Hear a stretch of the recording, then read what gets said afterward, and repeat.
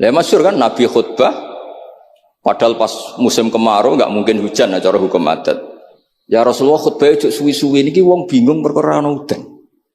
Pun pokoke niki bingung halakatil amwal mergo gak ana udan.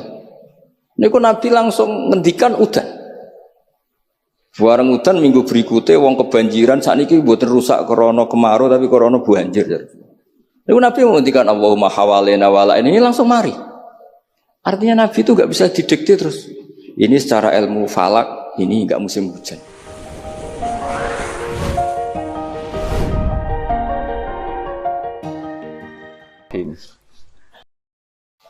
Tang kitab Ummul Barohin ini diterangkan Nabi Musa sausé kepanggih pangeran. Niku nak ketemu suarane tiyang kupinge ditutupi. Wong bar krungu suarane pangeran. Terus krungu suarane manusa. Iku pusing. Terus baminan itu biasa terus Quran terus bocah bakas panen itu kan pusing. Buat cerita anak corona itu ya pusing. Terus biasa asik baik pangeran terus itu mesti istilahnya billah nyamannya dengan Allah. Di Indonesia itu kata sangat sing masyhur nggih Mbah Dimyati Pandeglang. Wonten alhamdulillah wonten Mbah Minan. Kula gadah pernambah angsal pernambah kula namine Mbah Nur Samsu. Kanca beliau di Mekah. Itu termasuk ngriwayataken dawuh Mbah Minan, saku iku kang wis ra urusan ambek wong wis pokoke aku ngaji disalahno wong akeh lah, sementing aku ngaji Quran. Terus kula alhamdulillah termasuk orang yang pernah diberi kesempatan sowan beliau di kamar beliau dan saya tasyarruf sekali merasa mulia. Karena khazanah itu memang ada. Terus kalau cerita sekedap para tamu di Mbah Minan kalau dengan logika saiki wong lagi muhadasah mbek pangeran munajat waos Quran khatam kemudian jenengan ganggu nganggo kalam-kalam adami niku nggih cara hukum tirakat tuh nggih batal kados salat niku nek omongan hak adami niku batal. Dados kathah orang-orang yang punya pilihan seperti itu wahsyah merasa ndak nyaman dengan makhluk. Ketika kula bahasakan mendengar suara Tuhan itu tentu ini menjadi masalah dalam kitab tauhid karena laisa fi harfin wala sautin. Tapi ini pun jadi istilah dados istilah umum hatta yasma'a kalam Allah. Kula cerita tentang Imam Syu'bah. Imam Syu'bah niku lam yusfroh lahu firasun khamsina sana. Beliau itu enggak pernah lemean 50 tahun. Dan beliau khataman itu 24.000 kali. Bisa sampean bayang. Dan itu seringnya diwuduin wahid kata Sayyidina Utsman niku khatam Quran enggak badha Isya. Niku witire namung sak rakaat. Sayyidina Utsman itu satu-satunya sahabat kalau witir namung sak rakaat. Tapi sak rakaate Sayyidina Utsman itu khatam Quran. Ya kita alhamdulillah saged niru sak rakaate. Nggih hebat. Kalau nate ngaos kitab Fathul Bari Saraipun Bukhari, ada kelompok tertentu yang mengkritik kita karena sering khatam deres esok, khatam sore, atau deres esok, khatam duhur. Bahkan sem profesional semaan kadang di orang cakepan, duhur khatam, pindah terus nggak macam-macam lah wong kathah. Begitu sepuro pangeran. Sing jelas nak hasilnya lumayan di sepuro bojo lah. Kalau ada konco hafid itu pegawaiannya sama, anu nak cerita niku sampai apal deh, nak wong belah sakmene, nak wong desa sakmene. Aku nak diundang wong desa susah ra karuan. Tak takoki lho kena apa? Beda Mas nak ndang kula Mas. Tak pikir beda niku napane ngono. Ternyata nggih niku nes.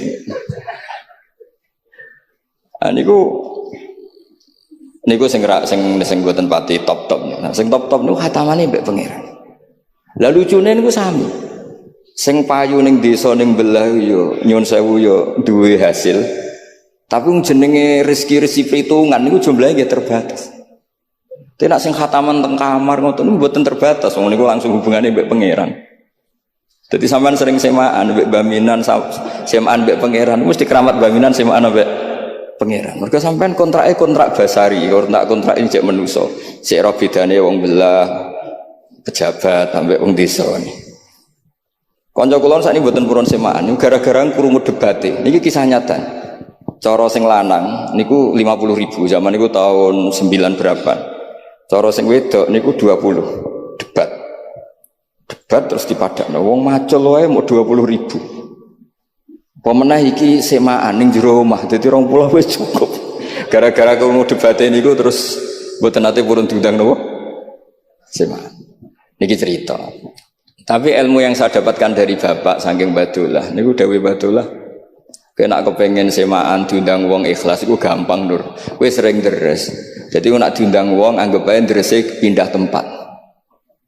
Nah, tapi nak sampean ra tau ngaji khatam, jebule nak diundang semaan khatam, nak ning omah ra khataman, berarti orderan sampean. Jadi ki solusi bagi kanca-kanca hafid sing wedi dosa, nak sing mboten wedi nggih monggo terusno mawon. Niku carane niku nggih tetep teng dalem nggih khataman, mungkin nak diundang berarti khatamane pindah tempat. Tapi nak sampean ra tau ning omah khataman, kok nak diundang khataman, ya berarti order. Niki buatan nyindir, niki menata niat nih, cerita-cerita menata niat. Terus Imam Fathul Bari ini cerita, ketika Rasulullah SAW dawuh ikra'hu fi syahrin, ada sahabat yang pamit mau khataman tiap bulan nggak boleh, 2 minggu nggak boleh, seminggu nggak boleh. Walhasil itu dipakai alasan. Terus Nabi ngintikan ikra'hu fi syahrin sampai ikra'hu fi sab'in. Sampai ada riwayat ikra'hu fi salasin. Sudah 3 hari khatam sekali itu sudah kebanyakan. Apalagi 1 hari khatam sekali. Itu kemudian dipakai kelompok tertentu untuk mengkritik tradisi NU yang 1 hari khatam. Tapi apa jawabannya Imam Fathul Bari? Apa mereka yang mengkritik itu benar-benar nyata ikra'hu fi syahrin, kemudian mereka itu khatam tiap bulan? Kan tidak juga. Oke, kamu kritik gak apa-apa dari Imam Sinten Ibnu Hajar al-Asqalani, tapi kamu juga harus baca ikra'hu fi syahrin tiap bulan benar-benar apa? Hatam. Ikra'hu fi sab'in. Memang benar-benar tiap 7 hari hatam. Niki ngritik sing khataman sedina tapi ya ora khataman tiap 7 hari. Jangan bakate njen ngritik. Nah, terus Imam Fathul Bari cerita, a'rafun nas, orang paling tahu tentang yang dikehendaki Rasulullah SAW tentu ashabu, beberapa sahabatnya. Dan ternyata Sayyidina Utsman itu setiap malam khatam. Artinya apa? Tiap hari beliau khatam. Masa Sayyidina Utsman nggak tahu hadis itu? Sayyidina Utsman tiap malam niku khatam. Imam Bukhari rawi hadal hadis yang meriwayatkan Nabi itu melarang khataman keseringan, yang meriwayatkan hadis ikra'hu fi syahrin, ikra'hu fi sab'in.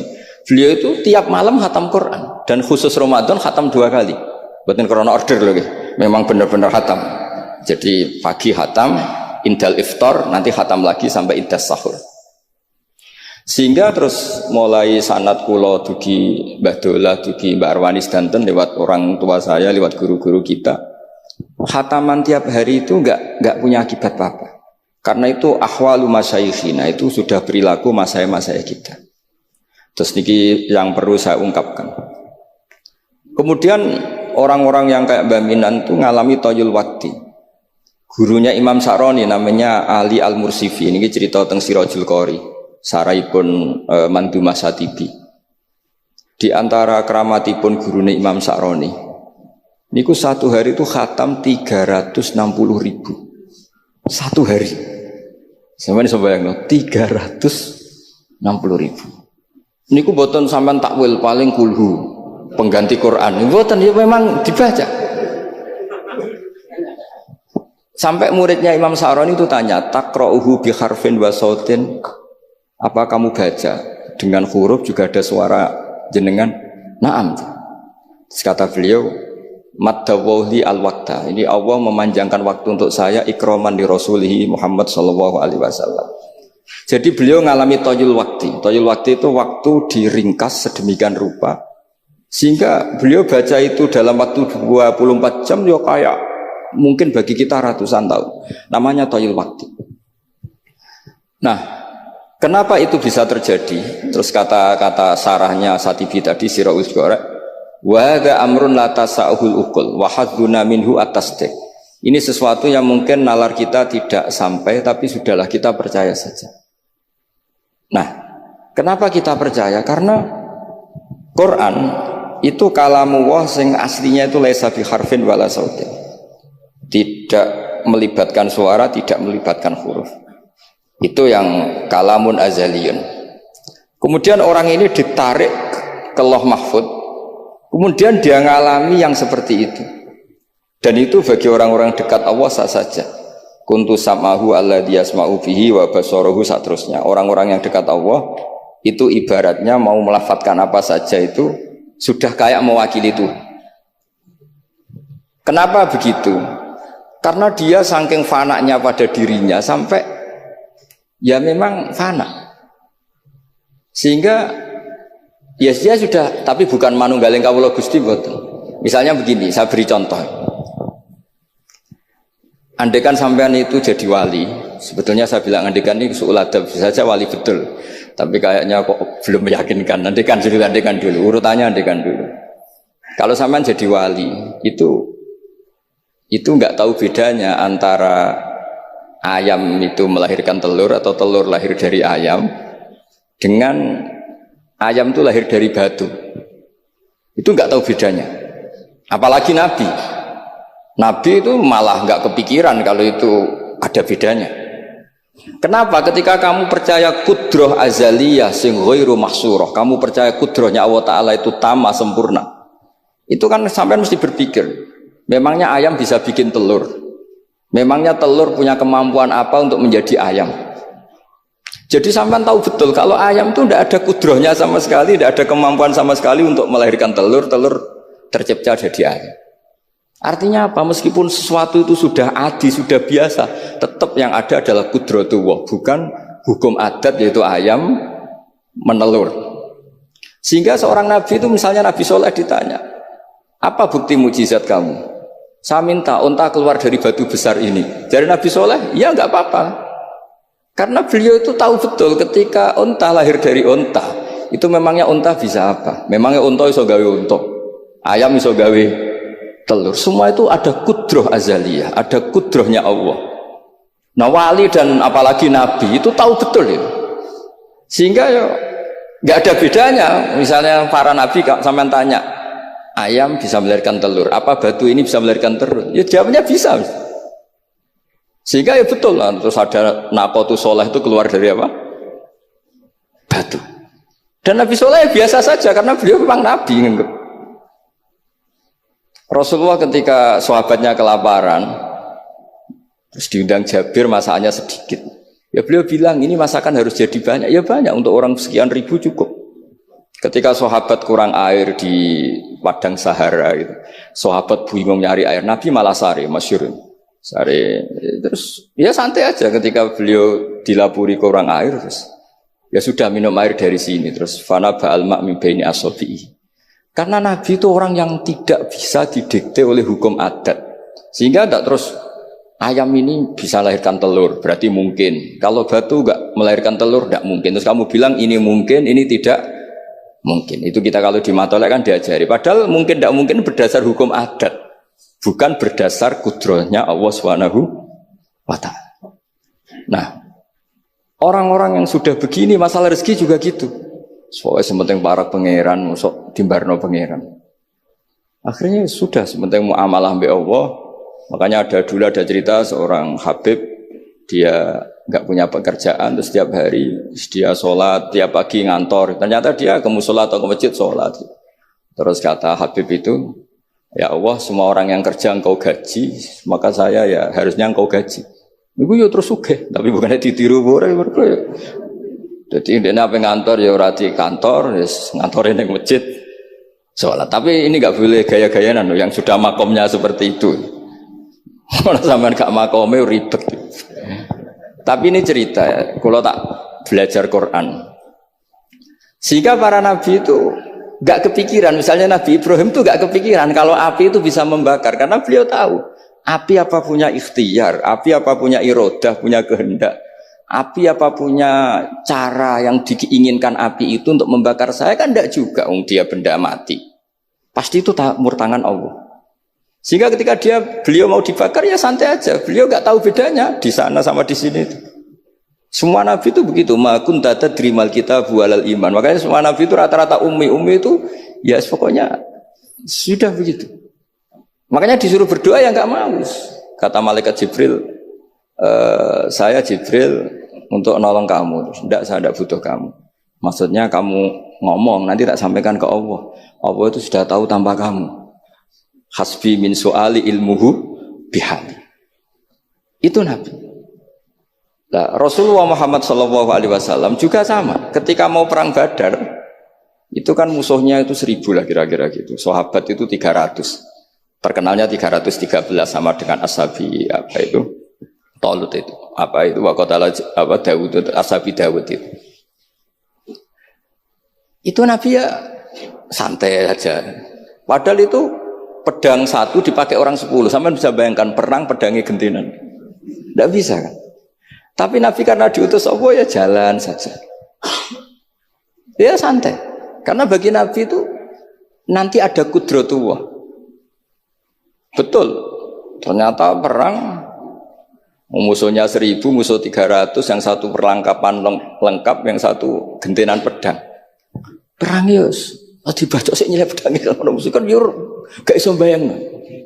Singkat cerita terus masyhur itu Nabi terus berdoa. Ya Allahumma Allahumma intuhlik hadil isobata lam tu'bad ba'dal yaum. Walhasil terus ada pertolongan dari Allah. Artinya Nabi nganggep ini gak penting 300 apa 100. Orang menang tuh ya karena biqudratillah. Begitu juga di perang Khandaq sehingga Nabi itu pernah minta kakinya kambing. Kaki yang depan namanya dirok. Dirok itu 2 kan. Namanya kaki depan itu dirok. Coba ambilkan dirok itu, ini ada tamu, diambilkan. Terus diambilkan lagi. Ambilkan lagi 1, diambilkan. Terus ambilkan lagi. Bukankah kambing diroknya hanya 2 ya Rasulullah? Andai kan kamu langsung ngambil, pasti tetap jumlah itu ada. Karena ketika Nabi ngendikan ini jadi konstitusi. Jadi kemana malaikat kudu melok ribet Nabi ngendikan. Ya masyhur kan Nabi khutbah, padahal pas musim kemarau nggak mungkin hujan cara hukum adat. Ya Rasulullah khutbah itu suwi-suwi niki wong bingung perkara ana udan. Pun pokoke niki bingung halakatil amwal mergo gak ana udan. Niku Nabi langsung ngendikan udan. Bareng udan minggu berikutnya wong kebanjiran sakniki mboten rusak krana kemarau tapi krana banjir. Niku Nabi menghentikan Allahumma hawalena wala ini langsung mari. Artinya Nabi itu enggak bisa didikte terus. Ini secara ilmu falak ini enggak musim hujan. Nah, kiai saya kan perhitungan gelem istisqa sausé didelok wis musim dadi istisqa. Kula ndek kanca kiai ahli falak niku kon istisqa ora gelem. Tak takoki kena apa? Tak hitung jek suwe kesudan iki. Engko ora ketara ra mandine dadi dekne ngenteni. Wis, yo ono kiai rondo politik ngoten yo. Tangan-tangan yo bener timbang terkenal ngobos kan nurono reputasi dadi. Iku yo. Tapi kalau Nabi itu ndak. Nabi itu ma kunta tadrimal kitab walal iman. Karena kalau kita sudah makom itu enggak bisa didikte oleh al-ahkam al-adiyah. Nak pitik mulai rondo, endok dari pitik. Makanya ketika ada kitab Al-Husunul Hamidiyah, hukum adat ini telah membodohkan kita lama sekali sehingga Anda tidak bisa percaya kudroh tamah. Dan ini kaitannya hormat baminan ini nanti tentang Quran. Nanti jenengan melihat mukjizat terus gampang selain. Kata Imam Al-Husunul Hamidiyah ngendikan umpama klungsu niku biji asem nih. Andai kan tidak pernah terjadi klungsu itu jadi asem yang besar, kemudian buah, kemudian macam-macam lah, ditabrak truk nganti yo masalah tenan. Terus itu gak pernah terjadi. Terus akhbaru kamu birun, terus kamu diberi cerita orang ini klungsu ini bisa jadi pohon besar sekali suatu saat. Kamu pasti tidak percaya. Oh ini mohal, masa barang kecil jadi besar. Berhubung sering terjadi, terus Anda bilang mungkin. Tapi pertanyaannya loh, ketika mungkin itu kamu kan gak ikut bikin. Loh namanya mungkin tidak mungkin kan kamu harus punya otoritas ikut bikin. Kamu kan gak ikut bikin, kok bilang ini mungkin, yang ini tidak mungkin. Ketika itu sering jadi pohon besar, Anda pun tidak berkontribusi kan? Kontribusinya siapa coba? Allah Subhanahu wa Ta'ala. Nah di sini terus para wali itu sudah mengabaikan itu semua. Jadi ya Nabi kalau mau mi'raj ya sudah terbang saja. Kayak Syekh Abdul Qadir Jilani kalau mau tawaf ya tawaf saja. Padahal beliau di Baghdad. Imam Nawawi itu di Damaskus. Tiap malam itu tawaf. Padahal penerbangan 3 jam. Karena beliau gak roh beda nih. Ki adoh iku parku. Mbak Mutamakin kepengen teng Mekah ya teng Mekah mawon, ora usah antri haji, paspore diurus. Kondo Mas Nadib kon kondo menak nu mboten usah ngoten. Mboten usah ngoten. Niki cerita wali mboten. Artinya nah, orang-orang ahli Quran itu sudah ke makom itu. Sehingga ya coba warai nak tengok-tengok ning omah terus rezekine piye ya coba warai ngono kok dadi goblok malah niki pun makomnya seperti itu. Dan kita harus berlatih. Kalau kita tidak berlatih maka ilmu ini akan hilang. Yaitu tadi, terus kita didikte hukum adat, seakan-akan hukum adat ini memenjarakan kita, memasung kita. Kemudian kita sampai nanti ada mukjizat. Naqatus Soleh keluar dari As-Sakhrah, dari batu besar kita janggal. Nabi Ibrahim dibakar oleh api, kita apa? Janggal. Sebetulnya itu kalau pakai, makanya di Matolek, di semua pondok diajarkan ada mokhal akli, ada mokhal apa? Adi. Kalau mokhal adi itu ya sebetulnya tidak mokhal. Cuma secara adat itu jarang apa terjadi. Tapi kita harus mulai berpikir, dilatih. Ketika telur jadi ayam, memangnya dia punya ikhtiar kan enggak? Tetap di situ ada kudratu. Nah kalau sama-sama kudratu, bedanya apa? Telur keluar dari ayam sama telur keluar dari batu. Kan sama-sama yang menentukan adalah Nah di sini ini latihan tauhid. Terus yang terakhir untuk sering baca Quran secara fasih, secara benar, secara apa? Ini saya cerita min haisul makna ya. Itu sesuatu itu dikembalikan pada yang punya. Saya beri contoh ya. Kalau sampean saya tanya, mic ini kan dari besi, sama ini masker dari kertas, dari kain. Ini kuat mana? Pasti sampean menjawab kuat mic, karena ini materinya dari apa? Besi. Tapi Anda salah. Artinya salah itu, ya semuanya cerdas tapi lagi setengah. Yang benar adalah dia terserah jenengan Gus jenengan yang megang. Bisa saja ini masker tak rencanakan, tak awetkan, tak simpen, tak museumkan. Saya punya rencana menghancurkan mic ini. Berarti nanti awet mana? Dinosaurus itu konstruksinya lebih kuat, tapi Allah menghendaki habis. Pitik sing ngono iso nganti saiki. Nah, kira-kira seperti itulah hukum Allah. Karena agama itu apa ciri? Ya mambiati malakutu kulli syai'. Agama itu berkeyakinan kalau ya terserah yang punya. Jadi kalau di depan agama, kamu tidak bisa bilang ini lebih kuat dibanding ini, tidak bisa. Tetap terserah yang Jadi kalau jenengan cerdas betul ditanya, mic ini sama masker kuat mana? Terserah jenengan. Atau kalau enggak, wallahu a'lam.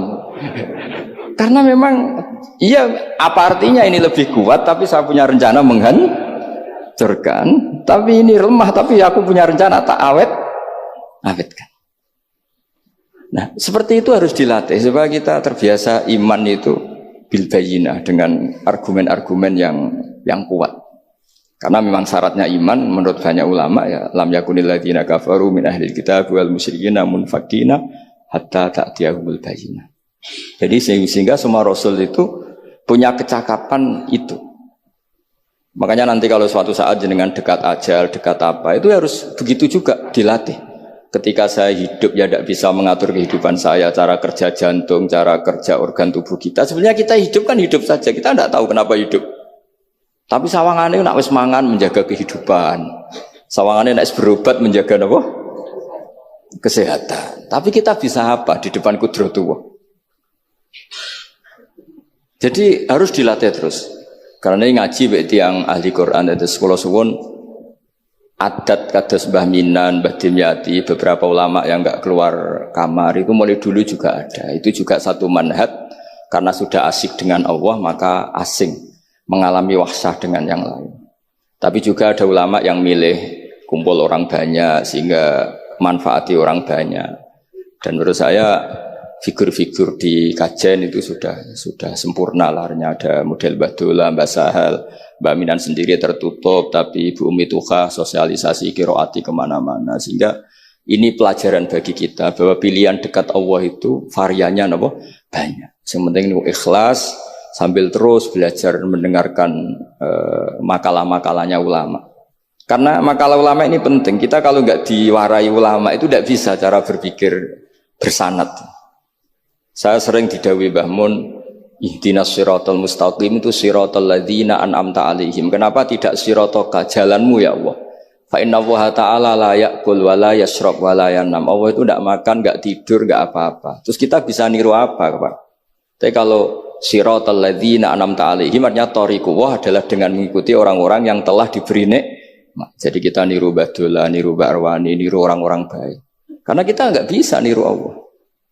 Makanya setiap Allah cerita orang kebaikan, cerita kebaikan itu pasti cerita aktor-aktornya. Ulaikal ladzina an'ama Allahu 'alaihim terus minan nabiyyin. Terus itu aja diceritakan keluarganya min dzurriyyati Adam wa mimman hamalna ma'an supaya orang itu hormat sama leluhur. Saya kenapa cerita Mbah Mutamakin bukan tafakhur bin nasab bahwa kita soleh begini tuh barokahnya doanya orang-orang dulu min dzurriyyati Adam wa mimman hamalna ma'an. Masih diteruskan wa min dzurriyyati Ibrahim wa Israil. Baru soleh secara umum yang tidak perlu nasab wa mimman hadaina wajtabaina. Jadi Allah menghormati nasab sampai seperti itu. Sehingga rata-rata orang-orang soleh itu ya babanya soleh. Mosok turunane sing wakaf masjid sing kiai puluhan tahun kalah mbek wong sing dadaan dadi kiai. Yo ketoke ora pati fair ngoten. Niku mboten kok urusan kula fanatik nasab nggih. Tapi tetap ini bisa jadi kiai karena melok partai wa mimman hadaina wajtabaina. Tapi yo ketoke yo pantes yo rada antri lah aja kok ngarep nemen-nemen nak. Ya masuk terus misalnya ratau wakaf masjid, ratau wakaf tanah, ngerti-ngerti kepengen mimpin. Sing masjid iku nyunatno maulid, nyunatno tiba, ndekne mimpine ku ngaramno maulid kalau tiba. Ya nak ngaramno iku nggih masjid dhewe, aja ning masjid iki kan kira-kira. Terus Allah itu saking reganine tiang-tiang soleh dulu itu sampai ketika cerita orang baik itu pasti cerita mbah-mbahnya. Wa kana abuhuma sholihah. Ketika ada orang diperhatikan Nabi Khidir itu pertimbangannya wa kana abuhuma sholihah. Itu dalam kitabnya Said Muhammad, abuhuma itu abuhu as-sabi'. Jadi bapak yang ketujuh dari Hulam ini, bukan bapaknya pas. Kayak Bang Mutamakin sekarang sudah turunan keberapa, tapi barokahnya sampai sekarang. Jadi selalu ada cerita itu. Makanya disebut ta'allamu ansabakum matasiluna bihi arhamakum. Kamu harus kenal nasab-nasab kamu supaya kamu bisa menyambung rahim-rahim kamu. Kemudian nasab yang gen ini khusus umatnya Rasulullah SAW, alhamdulillah ditambah nasab sebab. Jadi misalnya para habaib itu jelas mulia sekali karena dzurriyyah bad'ah min Rasulillah. Kemudian ada nasab bisabab, yaitu karena iktidak bisunnati Rasulillah atau karena ngaji atau karena ilmu. Ini disebut kullu nasabin wasababin munqati'un yaumal qiyamah illa nasabi wasababi. Sehingga ada orang yang benar-benar ahli bait karena gennya kayak Sayyid Hasan, Sayyid Husain, tapi ada orang yang diaku keluarga Nabi karena amalnya.